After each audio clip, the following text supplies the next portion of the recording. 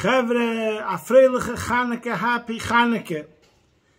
Good Yontif, I hope everyone is gesund, stark, und freilich, begashmis und beruchnis. I hope everyone is healthy, strong, and happy physically and spiritually. As usual in the past couple of weeks, our hearts and minds are with our brothers and sisters in Eretz Yisrael, and the war is raging as we speak, and therefore, I forgot to bring a coin, but I'm going to have in mind right now that I'm giving a coin for tzedakah, and I will in Mitzvah right after the shir give a coin for tzedakah. Now we're going to say a prayer as usually.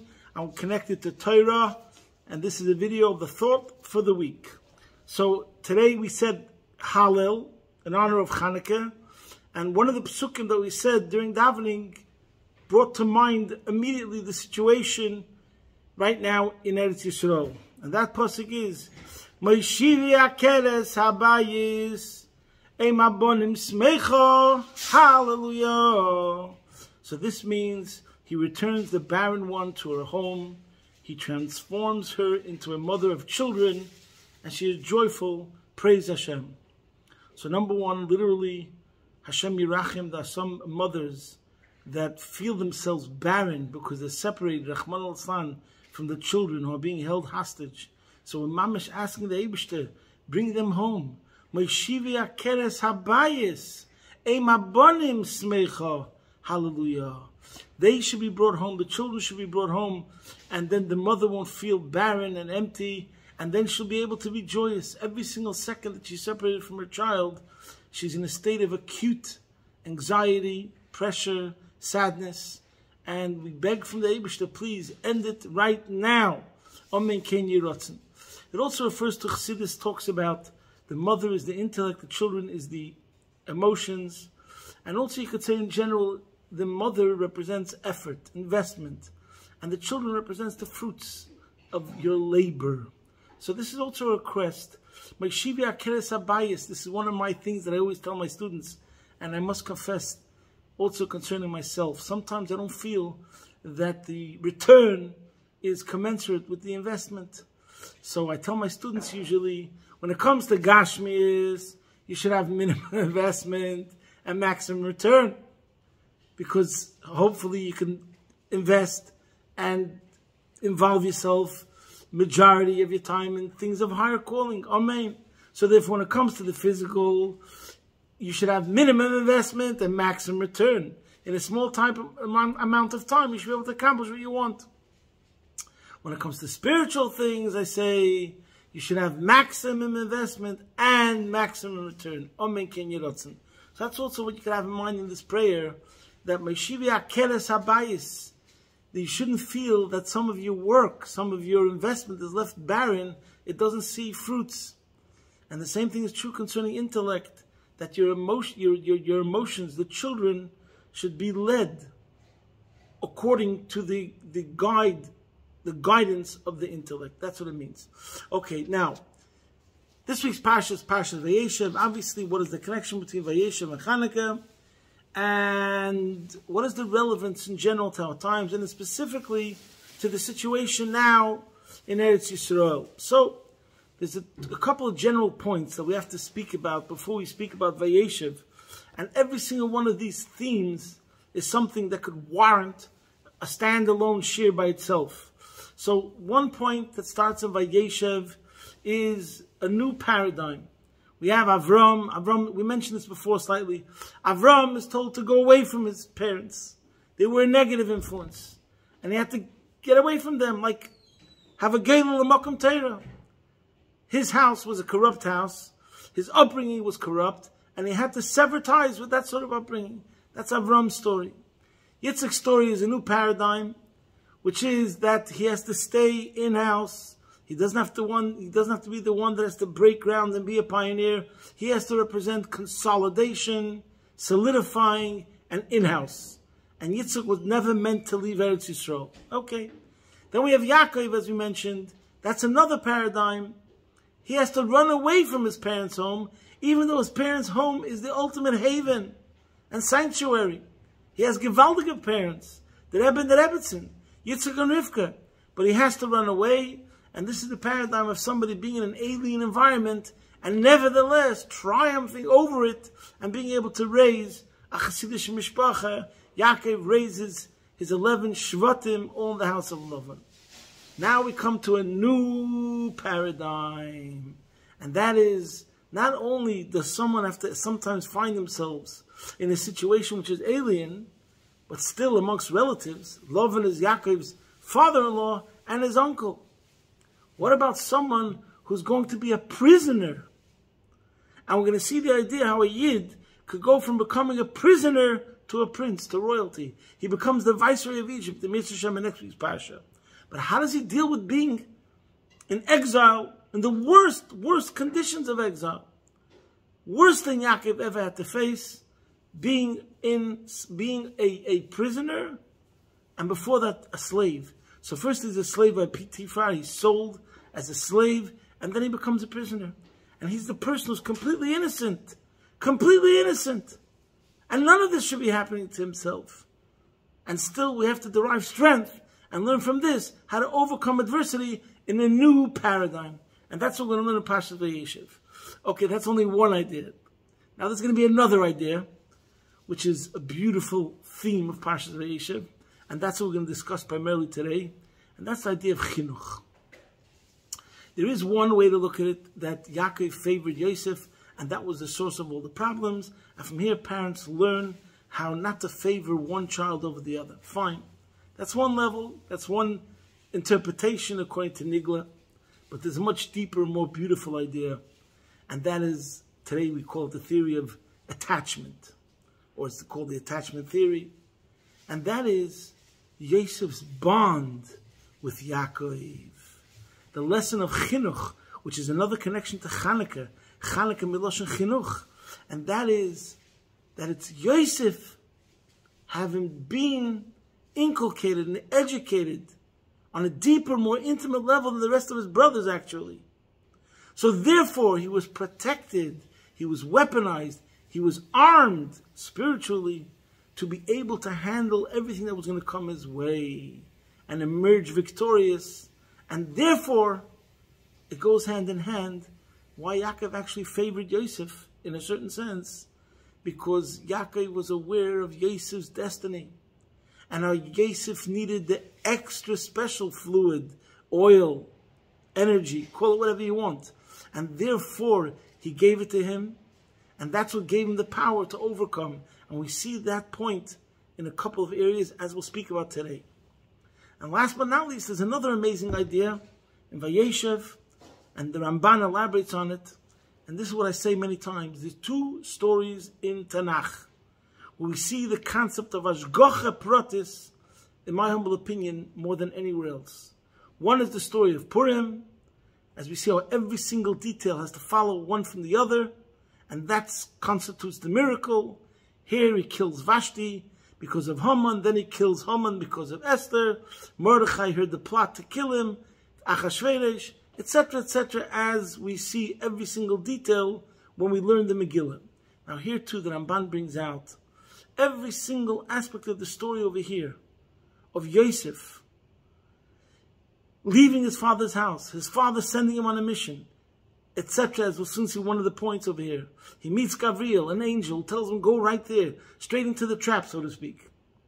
Then he gets sold to the Midianites, then to the Ishmaelim. And then he lands in Potiphar's house.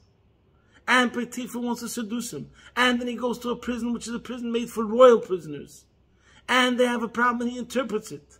And Pari has a dream. And so on and so forth. The Ramban points it out that if we take away one detail in this chronological order, the whole story falls apart. And then when you think about that this is the beginning of the story of Matan Torah, it starts from when Yosef walks out the door that morning. It's going to land him into Egypt finally, which is going to cause his entire family, the nation of Am Yisrael, to go to Egypt. And then starts the slavery of Egypt, the Golus Mitzrayim, Yetzias Mitzrayim, Matan Torah, etc. It all starts from that very morning that Yosef walks out that door. So the Hashgacha Pratis, which is also a very important thing always to think about, and so too now, the fact what happened, the events happened on Simchas Torah, which is supposed to be the most joyous day. There has to be a lesson in that, and so on and so forth. And in general, the person who lives with Hashgacha Pratis, his whole life becomes uplifted that he doesn't worry so much. We already spoke so long, just giving the introductory major themes of this week's Parsha, which is very important. Okay, so let's now speak about something straight away, the connection between the Parsha and Chanukah. This I spoke about already once before, 3 years ago in 5781. In Parshas Vayeishev I mentioned this point, but I love it, and I think it's so profound. And since the point of these shurim to talk about how Chassidus changes the look of everything, so we'll start with that. That's the connection between Chanukah and Vayeishev. And that is that when the Parsha says that Potiphar's wife tried to seduce him, and then she blames him, and then he's thrown into prison, and he's a total innocent person, what does the Pasuk say? The Pasuk says, when it talks about the prison, it says, he threw him. Pasuk Chaf says, Vayikach Adeni Yosef Oisai V'yitneu Beis HaSoyar Mekoyim Asher Asuri HaMelech Asurim Vayisham Beis HaSoyar. He threw him into the prison. So Beis HaSoyar is the prison. Now what does the word Beis HaSoyar mean? Why does it mean a prison? So all the Mefarshim talk about it, and many of them point out that the word Soyar is really an Egyptian word. And that's why the Pasuk has to say, Mekoyim Asher Asuri HaMelech Asurim, to tell you what the word means. The Radak talks about it, but the Ramban says, Amoyri Dikevot. So some people say that the word Soyar is connected to Siara, which is the word for moon in Egyptian. So why is the prison called a moon? Because the shape of the roof had like the crescent shape of the moon, so therefore it's called Soyar. But the Ramban says something else. And Beremes, you could say what the Ramban says is the most profound lesson. And that is that the word Siara, moon, he also connects the moon, is connected to Tsoyar, which means window, which means light, and Zoyar, he actually says, which means radiance and brightness. And that's because there was a slight opening in the dungeon of where they threw the prisoners. It was a skylight which allowed light to come in from the outside. So listen to this idea. Something which the Rebbe revolutionized Jewish thought. The Rebbe said, we don't call a hospital a Beit Cholim, we call it a Beis Reifim. A house of healing, not a house for sick people. When it came to the Petzuyim, the wounded, there was a name that they gave the Israeli soldiers. The Rebbe said they have to be called the Mitzuyonim, the special soldiers. And the same thing's over here. This is a source for this idea. We could have called it a word which means a prison, a jail, a cell. No. What is the name that the Torah calls the prison? A Beis HaSoyar, a house of light. Why? Because it depends on how you want to experience it. If you want to see the Hashgacha Pratis, how the Eibishter is there with you, so you'll see that small sliver of light, and that is the thing which is going to give you the power and the energy and the empowerment to rise over the darkness. See the light in the darkness. And maybe you could say, b'derech remes, that this also means why the pasuk says, "Vayisham beveis hasoyar." Once it says already that vayitneu beis hasoyar, that they put him in the beis hasoyar. Why does the pasuk have to add vayisham beveis hasoyar? He was there because the pasuk is telling you, "Yesh leima b'derech remes." Vayisham beveis hasoyar. Where was Yosef's mind at? What was he focused on? The light, the good, and that kept him. That enabled him to have the strength to overcome the darkness, because he saw the light which illuminates the darkness. Tremendous lesson. And this idea of Chanukah, the festival of lights, as Chassidus emphasizes, everything that it says about Chanukah, El Pesach Beisei Mi Bachutz, Misha Tishka Hachamo, when it's dark, to the outside, and all the other explanation Chassidus talks about, the saying of our sages that talks about the idea of the light illuminating darkness. There was a tremendous story that came out just this week about one of the survivors of the massacre of Simchas Torah this year, that someone's mother-in-law had lost her husband. This person who said the story said, my father-in-law was murdered, and some of the family was still hostage, and the homes were burnt. My mother-in-law hadn't gone back to her home, and the person was saying, the son-in-law, I wanted to salvage something. I didn't think she would be able to handle coming back to the home that was completely burnt to the ground, so I wanted to try to salvage something to bring her back from the home. And there's a picture, it went viral. You see a young man with a yarmulke, wearing special gloves, and he's in the debris, the ashes. Mikimi me'ofer dol me'ashpeis yorem evyoim. And he's sifting through the ashes, I kid you not. And he was sifting through it for hours, and he was feeling to himself, he said the story, Hashem, make a miracle. I should be able to retrieve something. And then he found 2 Chanukah menorahs. They were slightly damaged. Maybe you can call it charred a bit. But the form, it wasn't melted. And you see in the picture, I think the way he's picking up one. And he brings out the point that this is Yiddishkeit. From the ashes, we have a menorah. Out of the darkness, we bring light. And he started crying. Amazing. And this is the point of Yiddishkeit, starting from the story of Vayeishev. What's the prison? What's the dungeon? A house of light. Why? Because the truth is, there is light over there. Because you're living with Hashem all the time, connected to a higher being and to deeper meaning. And you see it everywhere. And that's the only way you'll be able to survive. And that's the connection from Parshas Vayeishev to Chanukah. It's always that sliver of light that we hold on to that's able to overcome everything, as the saying goes, Ma'at oir doicha har b'choshech. A bit of light dispels much darkness. Okay, now let's go through the Parsha from the beginning and talk about the connection. Why was Yosef able to see that light? Because he was the son of Yaakov. We mentioned this before, see for yourself. There's a couple of Balaturim in the beginning of the Parsha where the Balaturim emphasizes that Yaakov learned from Yosef. Yosef learned from Yaakov Soides HaTorah, the inner secrets of the Torah, Kabbalah, and that's why he was different than all the other brothers. And it was this sort of Kabbalah and Zohar, Pnimius HaTorah, the thing which illuminates everything, illuminated the treachery and the terrible things that were going around. Could you imagine? He wakes up one morning, his brothers tell him they want to kill him. And that was the only way, because he saw that sliver of light in prison. Whatever his situation was, he saw the positive. Okay, so now let's talk about the bond of Yaakov and Yosef. I know some of the things I'm saying now, each one is standalone, but these are all things that should give us a sense of support and empowerment in the days that we're in right now. I want to connect to Yutas Kislev was this past Sunday. Same idea. That of the idea that we go through a descent and then we come to a higher level. And this is also connected to Chanukah.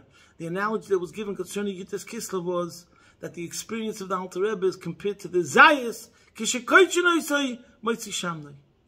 when he's crushed, then he gives out the greatest oil. And it's explained, what does it mean? We're comparing the Alter Rebbe being in prison as being crushed. And that's the whole point. The crushing stage is an intermediate stage. It's an intermediary stage. Because while the olive is being crushed, we can't eat him as a fruit. He's being crushed. And on the other hand, we can't use it as an oil, because it isn't oil yet. But that's precisely the point. Sometimes you have to go through a process of being crushed, but through that, we come to the Shemen Zayizach. And that's the story of Chanukah, is the story of how we take oil, which sometimes has to come through an experience of pain, but let's hope the pain is only because you're breaking your head to understand the Pasuk Chumash. But there has to be some growing pains. But through that, we come to greater revelations, greater growth, greater advancement, and exponential development. Okay, now, let's start with the beginning of the Parsha, Vayeishev Yaakov. Rashi, the first Rashi, right away says something very amazing, that right at the end of Parshas Vayishlach, it speaks about the family of Esav, and the Torah dedicates one chapter talking about Esav. So it seems like they're a formidable tribe. Then the Parsha starts, and Yaakov could be thinking to himself, why? And then in general, the person learning Chumash could think to himself, why do we have to elaborate on the story of Esav right now and all of his tribe? What's the relevance? Who cares? So Rashi says a point that we just had to speak about certain facts about Esav, but that really wasn't the intention. We're trying to, on the contrary, to bring out a contrast, we have to first talk about how little time we spent talking about Esav and his family, only one chapter. Meanwhile, the success of Parshas, Vayeishev, Miketz, Vayigash, Vayechi, is all going to be about Yaakov and his children. So that's the first point Rashi says. And he gives an analogy from the pearl. In order to get the pearl, you have to stick your hand into the sand. When you pick it up, it comes up with some pebbles, some debris, whatever's over there. So you have to pick up a handful, which contains some pebbles and debris, but then you just shuck the rest of it away, and you look at the pearl and you focus on the pearl. That's what's going to happen now in the Torah. Our main point was the pearl, which is Yaakov and his family. We just had to mention one chapter about Esav, that was before. But the second part of Rashi, I'm going to say what the Pashut, the Pshat is, but what I also believe is a message. I'm going to add something to it. Rashi says that a second Pshat, and that is that there was a person, a flax merchant, Pishtoni, Hazeh Nichnasu Gmalov. There was a certain flax merchant whose camels entered a town to Unim Pishton, and it was laden with flax. And he came to a blacksmith, and the blacksmith wondered, where can all this flax be stored? There was a clever fellow that answered him,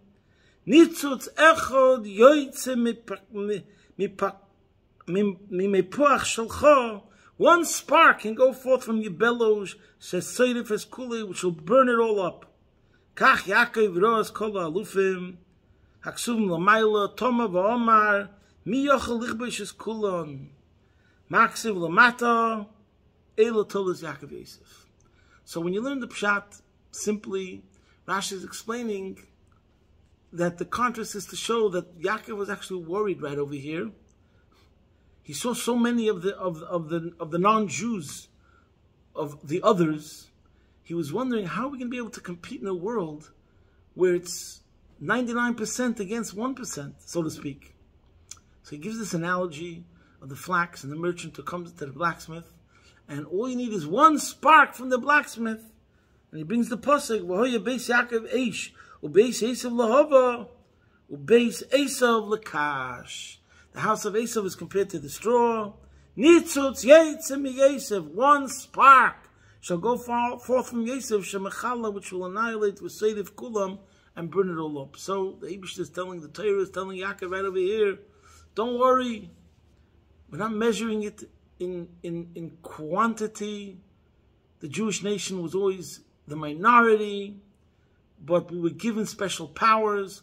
One spark, like a bit of light, dispels much darkness. Can you imagine? All the darkness in the world cannot extinguish or banish one iota of light. All the pounds, tons and tons of straw cannot face up to one spark of fire. So that's the analogy we're learning this week. And I think right now we're living through terrible, terrible, difficult times. I don't want to elaborate concerning the UN, concerning the institutions of Yale, Harvard, Penn State, concerning the protests. And this is unbelievable message for this week's Parsha. In the year 2023, Tafshin Pei Daled, somebody could be sitting and worrying. Comes along Rashi right over here and says, relax, I'll give you an analogy. Yes, we discussed Esav last week's Parsha at the end. But don't worry about it. All you need is one spark, one atom connected to the ultimate superpower of Hashem, and there's nothing to worry about. And that's Yosef.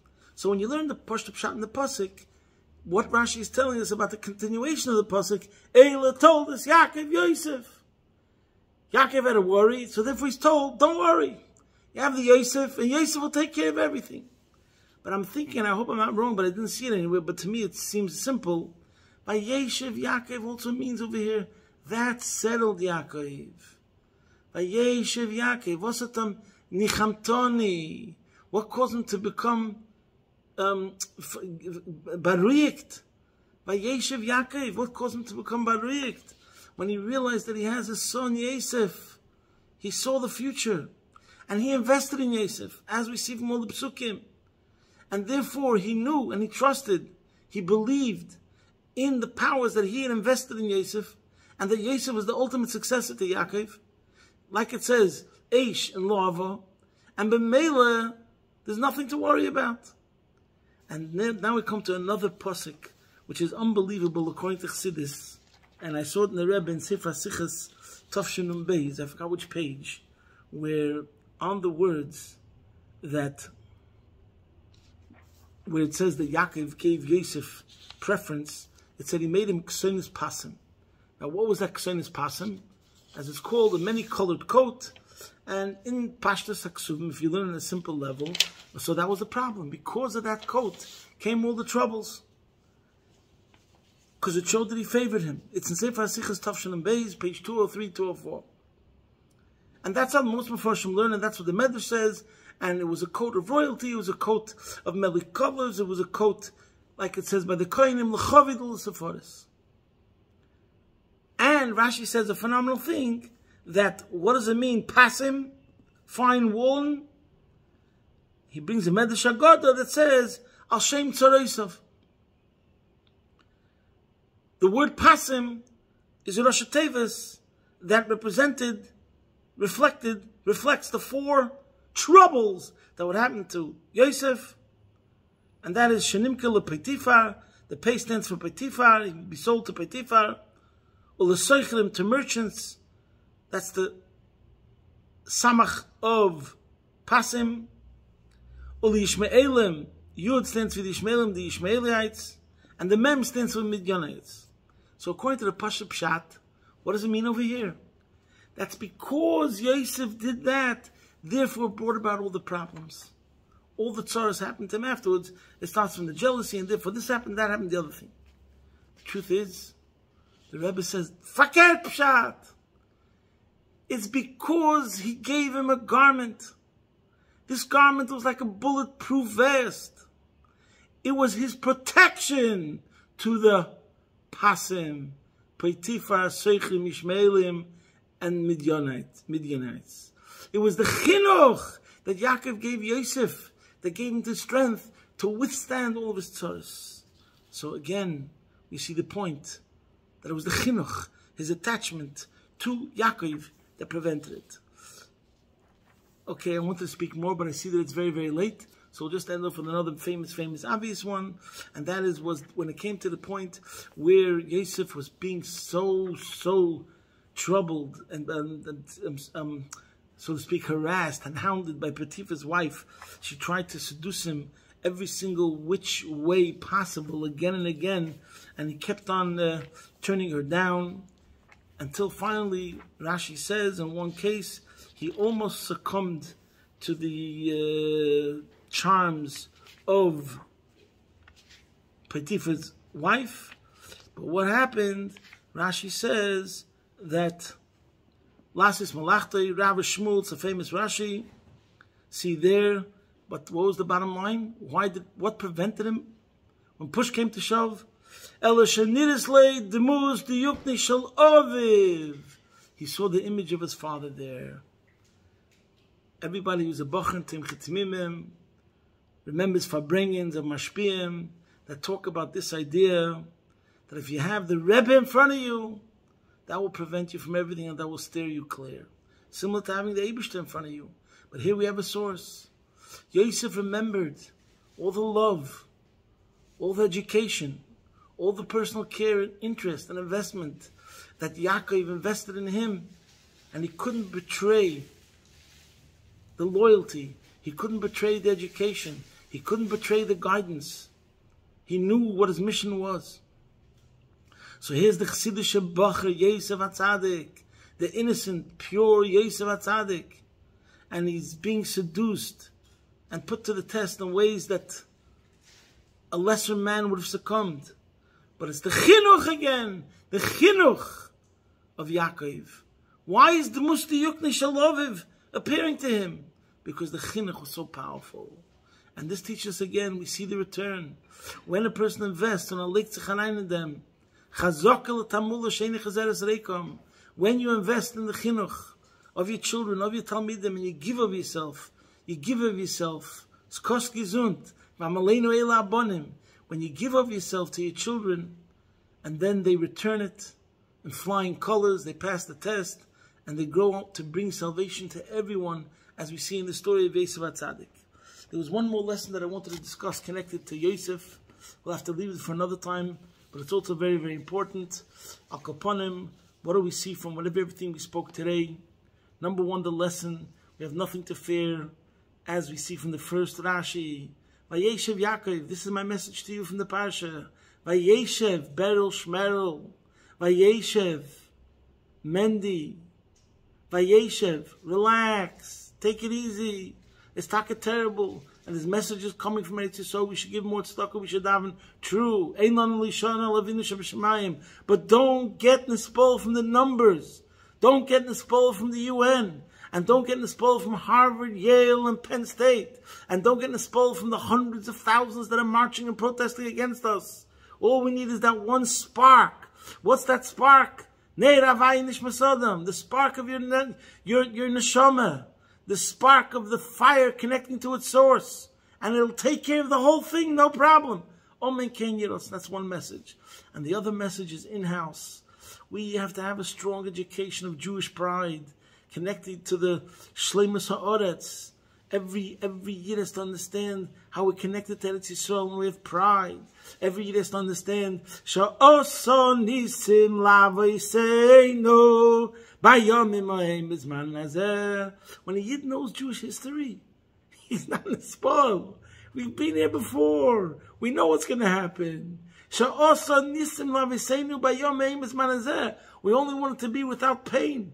We only want it to be without tzaddis. So let it end now. But Vayeishev Shmerel, relax. We're saying the bracha, and the bracha can't be levatala. Sha'osa nisim laviseino. We are going to see miracles by Yomim Ha'em B'zman Hazeh. And like the story of Yitzchak Kislev, the revelation of Chassidus after the crushing was much greater. Jewish identity is becoming much more powerful. We see the arousal of Jews throughout the world, throughout the entire globe, is now in a state of heightened awareness that hasn't been for many, many decades. So that's the message that we take from this week's Parsha, and that's the connection to Vayeishev and Chanukah, and the Rebbe should help. We should have a lichtige Chanukah, we should see how it banishes any and all forms of darkness. And we should come to the Gula Mitzvah Shlema, take it from Yad Mamish, posting from my home. Your man in Melbourne. Be'ez Hashem Yisborech. Good Shabbos.